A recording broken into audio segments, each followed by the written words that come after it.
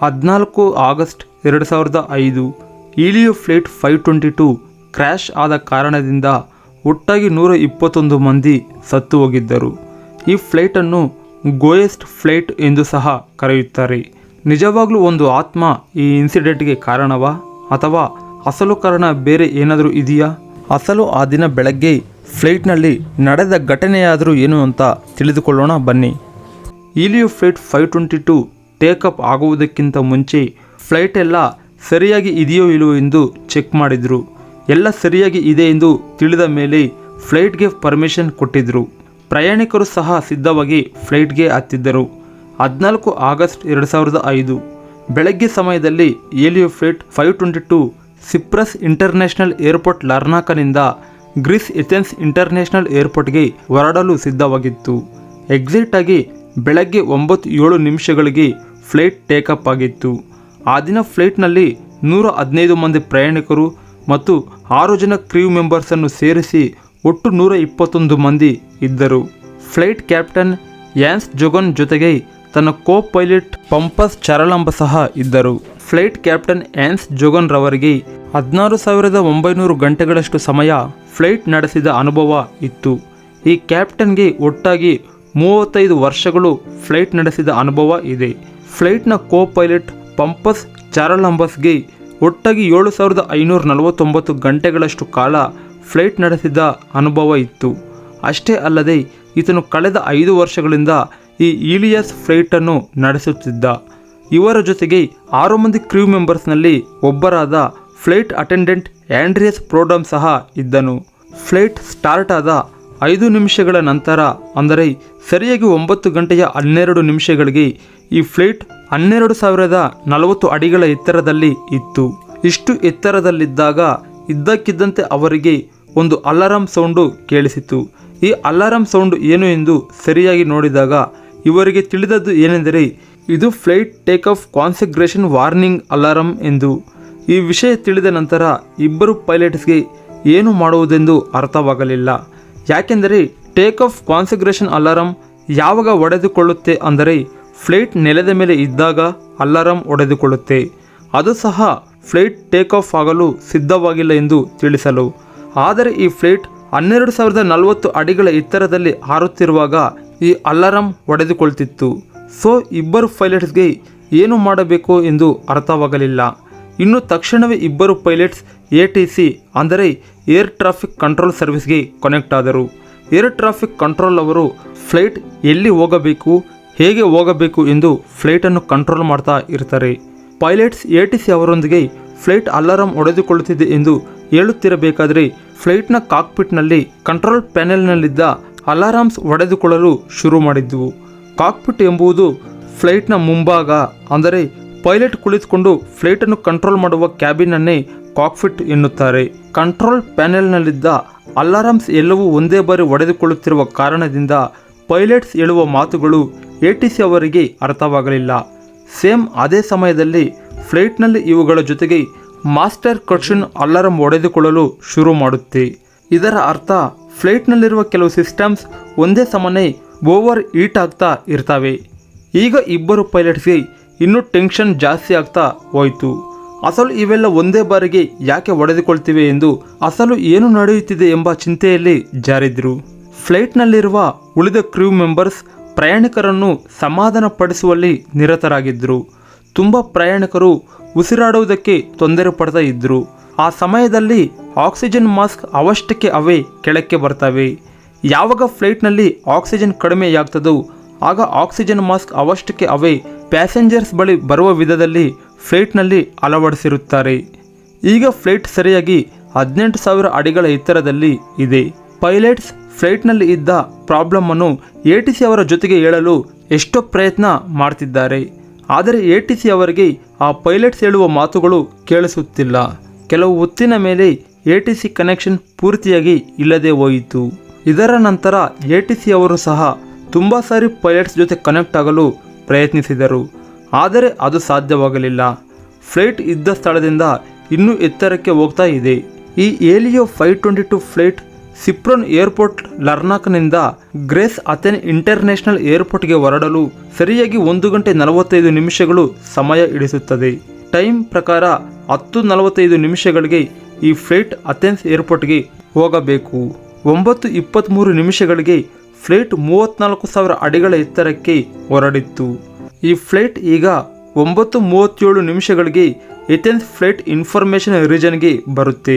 10 ಗಂಟೆ 12 ನಿಮಿಷಗಳಿಂದ 10:50 ನಿಮಿಷಗಳವರೆಗೆ ಏಥೆನ್ಸ್ ATC ಅಂದರೆ ಅಥೆನ್ಸ್ ಏರ್ ಟ್ರಾಫಿಕ್ ಕಂಟ್ರೋಲ್ನವರು ರೇಡಿಯೋ ಕಾಸ್ಟ್ ಮುಖಾಂತರ ಫ್ಲೈಟ್ನ ಪೈಲಟ್ ಜೊತೆಗೆ ಕನೆಕ್ಟ್ ಆಗುವುದಕ್ಕೆ ಪ್ರಯತ್ನಿಸುತ್ತಲೇ ಇರ್ತಾರೆ.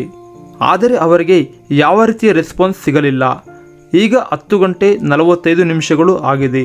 ಟೈಮ್ ಪ್ರಕಾರ ಫ್ಲೈಟ್ ಏಥೆನ್ ಏರ್ಪೋರ್ಟ್ನಲ್ಲಿ ಲ್ಯಾಂಡ್ ಆಗಬೇಕಿದ್ದ ಟೈಮ್ ಇದು. ಆದರೆ ಅಸಲು ಫ್ಲೈಟ್ ಎಲ್ಲಿದೆ ಎಂದು ಯಾರಿಗೂ ತಿಳಿದಿಲ್ಲ. ಆದರೆ ಫ್ಲೈಟ್ ಎಲ್ಲಿದೆ ಎಂದು ತಿಳಿದುಕೊಳ್ಳುವ ಅವಶ್ಯಕತೆ ಇದೆ. ಆದ್ದರಿಂದ ಗ್ರೀಕ್ ಏರ್ಫೋರ್ಸ್ನವರು 2 ಅತಿದೊಡ್ಡ F-16 ಫೈಟರ್ ಜೆಟ್ಸನ್ನು ಫ್ಲೈಟ್ ಹುಡುಕಲು ಕಳುಹಿಸ್ತಾರೆ. ಕೆಲವು ಸಮಯದೊತ್ತಿಗೆ ಫೈಟರ್ ಜೆಟ್ಸ್ ಏಲಿಯೋ 522 ಫ್ಲೈಟನ್ನು ಕಂಡುಕೊಂಡವು. ಇವುಗಳಲ್ಲಿ ಒಂದು ಫ್ಲೈಟ್ ವೇಗವಾಗಿ ಹಾರುತ್ತಾ ಫ್ಲೈಟ್ ಹತ್ತಿರಕ್ಕೆ ಬರುತ್ತೆ. ಯಾಕೆಂದರೆ ಅಸಲು ಫ್ಲೈಟ್ನಲ್ಲಿ ಏನು ನಡೆಯುತ್ತಿದೆ ಎಂಬ ವಿಷಯ ತಿಳಿದುಕೊಳ್ಳುವುದಕ್ಕೆ. ಫೈಟರ್ ಜೆಟ್ನಲ್ಲಿರುವ ಪೈಲಟ್ಗೆ ಕಾಣಿಸಿದ್ದು ಏನೆಂದರೆ ಕೋ ಪೈಲಟ್ ಸೀಟ್ನಲ್ಲಿ ಒಬ್ಬರು ಕುಳಿತುಕೊಂಡೇ ಇದ್ದರು. ಮೈನ್ ಸೀಟ್ನಲ್ಲಿ ಕುಳಿತಿರುವ ವ್ಯಕ್ತಿ ಮತಿ ಇಲ್ಲದಿರುವ ರೀತಿ ಕಾಣಿಸಿದನು. ಮತ್ತೊಂದು ಫೈಟರ್ ಜೆಟ್ ಏಲಿಯೋ ಫ್ಲೈಟ್ನ ಮತ್ತೊಂದು ಭಾಗಕ್ಕೆ ಹೋಯಿತು. 2 ಫೈಟರ್ ಜೆಟ್ಸ್ 2 ಕಡೆ ಇದ್ದರೂ ಸಹ ಫ್ಲೈಟ್ ಒಳಭಾಗದಲ್ಲಿರುವ ಒಬ್ಬ ಪ್ರಯಾಣಿಕನು ಸಹ ಈ ಫೈಟರ್ ಜೆಟ್ ಕಡೆ ನೋಡಲಿಲ್ಲ. ಯಾರೊಬ್ಬರು ಸಹ ರಿಯಾಕ್ಟ್ ಆಗುತ್ತಿಲ್ಲ. ಈಗ ಸಮಯ ಸರಿಯಾಗಿ 11 ಗಂಟೆ 49 ನಿಮಿಷಗಳು ಆಗಿದೆ. ಫೈಟರ್ ಜೆಟ್ನಲ್ಲಿರುವ ಪೈಲಟ್ಗೆ ಈಲಿಯೋ ಫ್ಲೈಟ್ ಕ್ಯಾಬಿನ್ನಿಂದ ಫ್ಲೈಟ್ ಕಾಕ್ಪಿಟ್ನೊಳಗೆ ಯಾರೋ ಹೋಗುತ್ತಿರುವ ರೀತಿ ಕಾಣಿಸಿತು. ಸ್ವಲ್ಪ ಸಮಯದ ನಂತರ ಕಾಕ್ಪಿಟ್ನೊಳಗೆ ಹೋದ ಆತನು ಪೈಲಟ್ನ ಸೀಟ್ನಲ್ಲಿ ಕುಳಿತುಕೊಂಡನು. 2 ಫೈಟರ್ ಜೆಟ್ ಪೈಲಟ್ಸ್ ಕಾಕ್ಪಿಟ್ನ ಪೈಲಟ್ ಸೀಟ್ನಲ್ಲಿ ಕುಳಿತಿರುವ ಆತನ ಜೊತೆಗೆ ಕನೆಕ್ಟ್ ಆಗಲು ನೋಡಿದರು. ಆದರೆ ಆತನು ಮಾತ್ರ ಯಾವುದೇ ರೀತಿ ರಿಯಾಕ್ಷನ್ ಕೊಡಲಿಲ್ಲ. 11 ಗಂಟೆ 55 ನಿಮಿಷಗಳಿಗೆ ಫ್ಲೈಟ್ನ ಲೆಫ್ಟ್ ಇಂಜಿನ್ ಕೆಲಸ ಮಾಡುವುದು ನಿಂತು ಹೋಯಿತು. ಈ ಲೆಫ್ಟ್ ಇಂಜಿನ್ ಕೆಲಸ ಮಾಡುವುದು ನಿಂತು ಹೋದ ಕಾರಣ ತಕ್ಷಣ ಫ್ಲೈಟ್ ಎಡಭಾಗಕ್ಕೆ ವಾಲಿ ಸ್ವಲ್ಪವೇ ಕೆಳಕ್ಕೆ ಬರುತ್ತಿತ್ತು. ಮುಂದೆ ಕುಳಿತಿರುವ ವ್ಯಕ್ತಿ ಫ್ಲೈಟನ್ನು ಎಷ್ಟು ಕಂಟ್ರೋಲ್ ಮಾಡಿದರೂ ಸಹ ಫ್ಲೈಟ್ ಮಾತ್ರ ಕಂಟ್ರೋಲ್ ಆಗುತ್ತಿಲ್ಲ. ಟೈಮ್ 12 ಗಂಟೆ ಆಗಿತ್ತು. ಫ್ಲೈಟ್ನ ರೈಟ್ ಸೈಡ್ ಇಂಜಿನ್ ಸಹ ಕೆಲಸ ಮಾಡದೆ ಆಗುತ್ತೆ. ಈಗ ಫ್ಲೈಟ್ ಪೂರ್ತಿಯಾಗಿ ಕಂಟ್ರೋಲ್ಗೆ ಸಿಗದ ಪರಿಸ್ಥಿತಿಗೆ ಬಂದಿದೆ.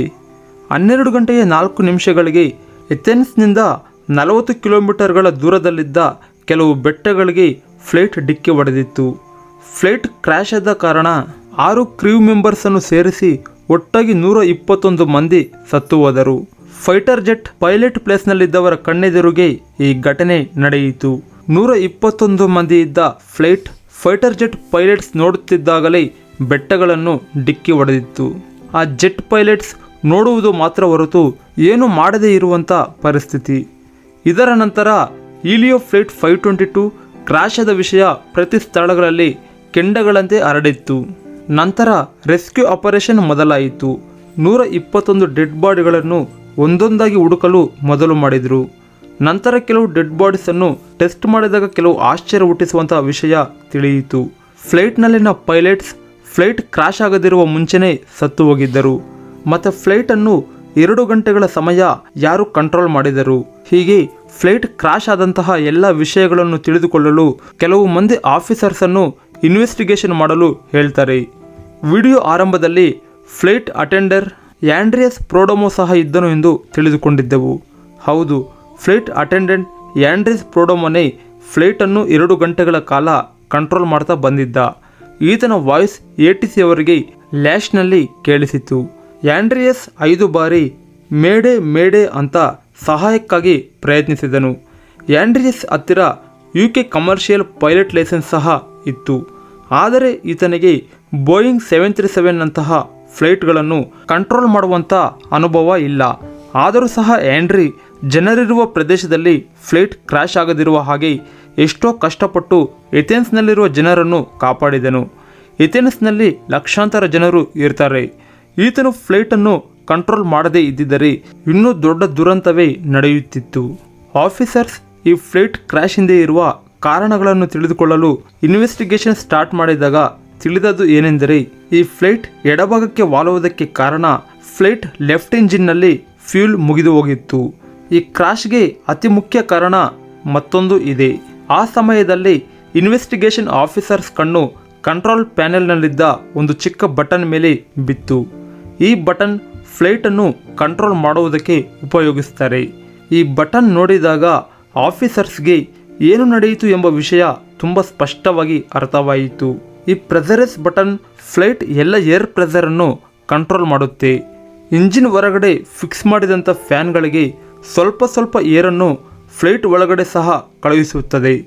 ಅದಕ್ಕೆ ಫ್ಲೈಟ್ ಒಳಗಿರುವವರಿಗೆ ಆಕ್ಸಿಜನ್ ಸಿಗುತ್ತದೆ. ಜನರಲ್ ಆಗಿ ಈ ಪ್ರೆಸರ್ ಬಟನನ್ನು ಆಟೋ ಮೋಡ್ನಲ್ಲಿ ಆನ್ ಮಾಡಿ ಇರಿಸುತ್ತಾರೆ. ಆದರೆ ಯಾವಾಗ ಈ ಬಟನನ್ನು ಮ್ಯಾನ್ಯುಯಲ್ ಮೋಡ್ನಲ್ಲಿ ಆನ್ ಮಾಡಿ ಇರಿಸುತ್ತಾರೋ ಆಗ ಕ್ಯಾಪ್ಟನ್ ಮತ್ತು ಕೋ ಪೈಲಟ್ ಈ ಪ್ರೆಸರೆಸ್ ಬಟನನ್ನು ಹುಷಾರಾಗಿ ಗಮನಿಸುತ್ತಾ ಕಂಟ್ರೋಲ್ ಮಾಡ್ತಾ ಇರಬೇಕು. ಈ ಇನ್ಸಿಡೆಂಟ್ ಜರುಗಲು ಅಸಲು ಕಾರಣ ತಿಳಿಯುವುದಕ್ಕಿಂತ ಮುಂಚೆ ಈ ಇನ್ಸಿಡೆಂಟ್ ನಡೆದ ಒಂದು ದಿನ ಮುಂದೆ ಹೋಗೋಣ.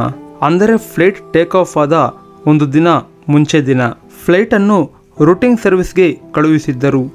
ಇಲ್ಲಿ ಫ್ಲೈಟ್ ಎಲ್ಲ ಚೆಕ್ ಮಾಡಿ ಸರ್ವಿಸ್ ಮಾಡಲಾಗಿತ್ತು. ಇವರು ಆ ಬಟನನ್ನು ಮ್ಯಾನ್ಯುಯಲ್ ಮೋಡ್ನಲ್ಲಿ ಆನ್ ಮಾಡಿ ಹಾಗೆ ಬಿಟ್ಟಿದ್ದರು. ಇವರು ಫ್ಲೈಟನ್ನು ಮ್ಯಾನ್ಯುಯಲ್ ಮೋಡ್ನಲ್ಲಿ ಇರಿಸಿದ್ದಾರೆ ಎಂಬ ವಿಷಯ ಪೈಲಟ್ಸ್ಗೆ ತಿಳಿಯಲಿಲ್ಲ. ಪೈಲಟ್ ಮತ್ತು ಕೋ ಪೈಲಟ್ ಇಬ್ಬರು ಫ್ಲೈಟ್ ಟೇಕ್ ಆಫ್ ಆದರೂ ಸಹ ಪ್ರೆಸರೆಸ್ ಬಟನ್ ಮ್ಯಾನ್ಯುಯಲ್ ಮೋಡ್ನಲ್ಲಿ ಇದೆ ಎಂಬ ವಿಷಯ ಗಮನಿಸಲಿಲ್ಲ. ಈ ಕಾರಣದಿಂದ ಫ್ಲೈಟ್ ಎತ್ತರಕ್ಕೆ ಹಾರಿದ ಮೇಲೆ ಫ್ಲೈಟ್ ಒಳಗಡೆ ಆಕ್ಸಿಜನ್ ತಗ್ಗಲು ಶುರುವಾಗಿತ್ತು. ಅಲಾರಂ ಹೊಡೆದ ಮೇಲೆ ಆಕ್ಸಿಜನ್ ಲೆವೆಲ್ ಕಡಿಮೆ ಆಗಿದೆ ಎಂದು ತಿಳಿಯಿತು. ಪ್ರೆಸರೆಸ್ ಬಟನ್ ಮ್ಯಾನ್ಯುಯಲ್ ಮೋಡ್ನಲ್ಲಿ ಇದೆ ಎಂಬ ವಿಷಯ ಇಬ್ಬರು ಪೈಲಟ್ಸ್ಗಳಲ್ಲಿ ಯಾರೊಬ್ಬರೂ ಗಮನಿಸಲಿಲ್ಲ. ಸೊ ಫ್ಲೈಟ್ ಕ್ಯಾಬಿನ್ನಲ್ಲಿ ಮತ್ತು ಕಾಕ್ಪಿಟ್ನಲ್ಲಿ ಆಕ್ಸಿಜನ್ ಬರುವುದು ನಿಂತು ಹೋಗಿತ್ತು. ಅದಕ್ಕೆ ಇಬ್ಬರು ಪೈಲಟ್ಗಳ ಬಾಡಿನಲ್ಲಿನ ಆಕ್ಸಿಜನ್ ಸಹ ಕಡಿಮೆಯಾಗಿತ್ತು. ಪ್ಯಾಸೆಂಜರ್ಸ್ಗಿಂತ ಮುಂಚೆ ಪೈಲಟ್ ಮತ್ತು ಕೋ ಪೈಲಟ್ ಸತ್ತು ಹೋಗಿದ್ದರು. ಯಾಕೆಂದರೆ ಪ್ಯಾಸೆಂಜರ್ಸ್ಗೆ ಆಕ್ಸಿಜನ್ ಮಾಸ್ಕ್ ದೊರೆತಿತ್ತು. ಆದರೆ ಕಾಕ್ಪಿಟ್ನಲ್ಲಿರುವವರಿಗೆ ಆಕ್ಸಿಜನ್ ಮಾಸ್ಕ್ ತಕ್ಷಣ ಸಿಗುವುದಿಲ್ಲ. ಯಾಕೆಂದರೆ ಫ್ಲೈಟ್ ಒಳಗಿರುವ ಕಾಕ್ಪಿಟ್ನಲ್ಲಿ ಆಕ್ಸಿಜನ್ ಲೆವೆಲ್ ಕಡಿಮೆಯಾದರೂ ಮಾಸ್ಕ್ ಅವಷ್ಟಕ್ಕೆ ಅವೇ ಪೈಲಟ್ಸ್ ಹತ್ತಿರ ಹೋಗದಿರುವ ಕಾರಣ. ಫ್ಲೈಟ್ನ ಕ್ಯಾಪ್ಟನ್ 58 ವರ್ಷಗಳ ಜರ್ಮನ್ ಕಾಂಟ್ರಾಕ್ಟ್ ಬೇಸ್ಡ್ ಪೈಲಟ್. ಹಾಗೆ ಕೋ ಪೈಲಟ್ ವಯಸ್ಸು 51 ವರ್ಷಗಳು. ಇಬ್ಬರು ಪೈಲಟ್ಗಳ ವಯಸ್ಸು 50 ಮೇಲೆಯೇ ಇದೆ. ನಿಧಾನವಾಗಿ ಪ್ರಯಾಣಿಕರ ಆಕ್ಸಿಜನ್ ಸಹ ಮುಗಿದು ಹೋಗ್ತಾ ಬಂತು. ಯಾಕೆಂದರೆ ಆಕ್ಸಿಜನ್ ಮುಖಾಂತರ ಕೇವಲ ಇವರಿಗೆ 15 ನಿಮಿಷಗಳು ಮಾತ್ರವೇ ಆಕ್ಸಿಜನ್ ಸಿಗುತ್ತೆ. ಆ ನಂತರ ಆಕ್ಸಿಜನ್ ಸಿಗದಿರುವ ಕಾರಣದಿಂದ ಪ್ರಯಾಣಿಕರು ಸಹ ಸತ್ತು ಹೋಗಿದ್ದರು. ಪೈಲಟ್ ಸತ್ತು ಹೋದರೂ ಫ್ಲೈಟ್ ಆಟೋ ಮೋಡ್ನಲ್ಲಿಯೇ ಅಥೆನ್ಸ್ ಕಡೆಗೆ ಚಲಿಸುತ್ತಾ ಬಂತು. ಅದಕ್ಕೆ ಒಂದು ಸಮಯ ಬಂದೇ ಬಿಡ್ತು. ಆ ಸಮಯದಲ್ಲಿ ಫ್ಲೈಟ್ನಲ್ಲಿ ಒಬ್ಬರನ್ನು ಮಾತ್ರ ಬಿಟ್ಟು ಎಲ್ಲರೂ ಸತ್ತು ಹೋದರು. ಆ ಒಬ್ಬನು ಯಾರೆಂದರೆ ಫ್ಲೈಟ್ನ ಅಟೆಂಡೆಂಟ್ ಆಂಡ್ರಿಯಸ್ ಪ್ರೋಡಮೋ. ಆಕ್ಸಿಜನ್ ಸರಿಯಾಗಿ ಸಿಗದಿದ್ದರೂ ಆಂಡ್ರಿಯಸ್ ಯಾಕೆ ಇಷ್ಟು ಸಮಯ ಬದುಕಿದ್ದ ಅಂದುಕೊಳ್ತಿದ್ದೀರಾ? ಆಂಡ್ರಿಯಸ್ ಒಬ್ಬ ಸ್ಕೂಬಾ ಡ್ರೈವರ್. ಸ್ಕೂಬಾ ಡ್ರೈವರ್ ಎಂದರೆ ಹೆಚ್ಚು ಸಮಯ ಉಸಿರಾಡದೆ ಇರಬಲ್ಲನು. ಅದಕ್ಕೆ ಈತನು ಹೆಚ್ಚು ಸಮಯ ಬದುಕಿದ್ದನು. ಆದರೆ ಆಕ್ಸಿಜನ್ ಕಡಿಮೆ ಇದ್ದ ಕಾರಣ ಈತನು ಸಹ ತುಂಬ ವೀಕ್ ಆಗಿದ್ದನು. ಆದರೆ ಏನೋ ಬಾಧೆ ಬಿದ್ದು ಕಾಕ್ಪಿಟ್ನೊಳಗೆ ಬಂದು ಪೈಲಟ್ ಸೀಟ್ನಲ್ಲಿ ಕುಳಿತುಕೊಂಡು ಫ್ಲೈಟನ್ನು ಕಂಟ್ರೋಲ್ ಮಾಡುವ ಪ್ರಯತ್ನ ಮಾಡಿದ. ಆದರೆ ಫ್ಲೈಟ್ ಮಾತ್ರ ಕಂಟ್ರೋಲ್ ಆಗಲಿಲ್ಲ. ಆದರೆ ಜನರಿರುವ ಪ್ರದೇಶದಲ್ಲಿ ಕ್ರಾಶ್ ಆಗದಿರುವ ಹಾಗೆ ಮಾಡಿದನು. ಈ ಇನ್ಸಿಡೆಂಟ್ ನಡೆದ 15 ತಿಂಗಳ ನಂತರ ಗ್ರೀಕ್ ಆಫೀಸರ್ ಈ ಇನ್ಸಿಡೆಂಟ್ ಬಗ್ಗೆ ರಿಪೋರ್ಟ್ ಮಾಡ್ತಾನೆ. ಈ ರಿಪೋರ್ಟ್ನಲ್ಲಿ ಹೇಳಿದ್ದು ಏನೆಂದರೆ ಈ ಇನ್ಸಿಡೆಂಟ್ಗೆ ಎಲ್ಲ ಕಾರಣ ಆ ಒಂದೇ ಒಂದು ಬಟನ್, ಅದೇ ಫ್ಲೈಟ್ ಪ್ರೆಸರೆಸ್ ಬಟನ್. ಆ ಬಟನ್ ಮ್ಯಾನ್ಯುಯಲ್ ಮೋಡ್ನಲ್ಲಿ ಆನ್ ಆಗಿದ್ದ ಕಾರಣ ಇದೆಲ್ಲ ನಡೆಯಿತು. ಆಫೀಸರ್ಸ್ ಹೀಗೆ ಯಾಕೆ ಯೋಚಿಸಲಿಲ್ಲ? ಈ ಇನ್ಸಿಡೆಂಟ್ ನಡೆಯಲು ಕಾರಣ ಫ್ಲೈಟ್ ಪ್ರೆಸರೆಸ್ ಬಟನ್ ಓಕೆ. ಆದರೆ ಈ ಬಟನನ್ನು ಆಟೋ ಪೈಲಟ್ ಮೋಡ್ನಿಂದ ಮ್ಯಾನ್ಯುಯಲ್ ಮೋಡ್ಗೆ ಮಾರಿಸಿದ್ದು ಆ ಸರ್ವಿಸ್ ಸೆಂಟರ್ನಲ್ಲಿ ಕೆಲಸ ಮಾಡುತ್ತಿದ್ದ ಎಂಪ್ಲಾಯೀಸ್. ಅವರೇನಾದರೂ ಫ್ಲೈಟ್ ಪ್ರೆಸರೆಸ್ ಬಟನನ್ನು ಆಟೋ ಮೋಡ್ನಲ್ಲಿ ಇರಿಸಿದರೆ ಇಷ್ಟೊಂದು ದುರಂತ ನಡೆಯುತ್ತಿರಲಿಲ್ಲ. ಅಥವಾ ಮ್ಯಾನ್ಯುಯಲ್ ಮೋಡ್ಗೆ ಮಾರಿಸಿದ ವಿಷಯ ಪೈಲಟ್ಗೆ ಅಥವಾ ಕೋ ಪೈಲಟ್ಗೆ ತಿಳಿಸಬೇಕಿತ್ತು. ಆದರೆ ಆ ಸರ್ವಿಸ್ ಸೆಂಟರ್ನಲ್ಲಿ ಕೆಲಸ ಮಾಡುತ್ತಿದ್ದ ಎಂಪ್ಲಾಯೀಸ್ ಇವೆರಡರಲ್ಲಿ ಯಾವುದೂ ಮಾಡಲಿಲ್ಲ. ಒಂದು ವೇಳೆ ಪ್ರೆಸರೆಸ್ ಬಟನ್ ಆಟೋ ಮೋಡ್ನಲ್ಲಿಯೇ ಇದ್ದಿದ್ದರೆ ಪ್ರಯಾಣಿಕರು ಮತ್ತು ಪೈಲಟ್ಸ್ ಎಲ್ಲರೂ ಆಕ್ಸಿಜನ್ ಇದ್ದು ಎಲ್ಲರೂ ಉಳಿಯುತ್ತಿದ್ದರು. ಆಗ 35 ವರ್ಷಗಳ ಅನುಭವವಿದ್ದ ಕ್ಯಾಪ್ಟನ್ ಏನೋ ಮಾಡಿ ಎಲ್ಲರನ್ನೂ ಕಾಪಾಡುತ್ತಿದ್ದರು. ಆದರೆ ಇಲ್ಲಿ ಪ್ರೆಸರೆಸ್ ಬಟನ್ ಮ್ಯಾನ್ಯುಯಲ್ ಮೋಡ್ನಲ್ಲಿ ಆನ್ ಮಾಡಿದ್ದ ಕಾರಣದಿಂದ ಖಚಿತವಾಗಿ ಅದನ್ನು ಪೈಲಟ್ ಅಥವಾ ಕೋ ಪೈಲಟ್ ತುಂಬ ಹುಷಾರಾಗಿ ಆಪರೇಟ್ ಮಾಡಬೇಕು, ಇಲ್ಲಾಂದರೆ ಆಕ್ಸಿಜನ್ ಒಳಗೆ ಬರಲು ಸಾಧ್ಯವಿರುವುದಿಲ್ಲ. ಇದು ಫ್ರೆಂಡ್ಸ್ ಈ ಘಟನೆಯಲ್ಲಿ ನಡೆದಿದ್ದು. ಈ ವಿಡಿಯೋ ಬಗ್ಗೆ ನಿಮ್ಮ ಅನಿಸಿಕೆ ಕಾಮೆಂಟ್ ಮುಖಾಂತರ ತಿಳಿಸಿ. ಹಾಗೆ ಈ ವಿಡಿಯೋ ಇಷ್ಟವಾದರೆ ಲೈಕ್ ಮಾಡಿ, ಶೇರ್ ಮಾಡಿ. ಅದೇ ರೀತಿ ಈ ನಮ್ಮ ಚಾನಲನ್ನು ಸಬ್ಸ್ಕ್ರೈಬ್ ಮಾಡ್ಕೊಳ್ಳಿ. ಹಾಗೆ ಪಕ್ಕದಲ್ಲಿ ಕಾಣುವಂಥ ನೋಟಿಫಿಕೇಷನ್ ಬೆಲ್ ಐಕನನ್ನು ಕ್ಲಿಕ್ ಮಾಡೋದು ಮರೆಯಬಿಡ್ರಿ ಅಂತ ಹೇಳ್ತಾ ಈ ವಿಡಿಯೋ ಇಲ್ಲಿಗೆ ಮುಗಿಸ್ತೀನಿ. Thank you.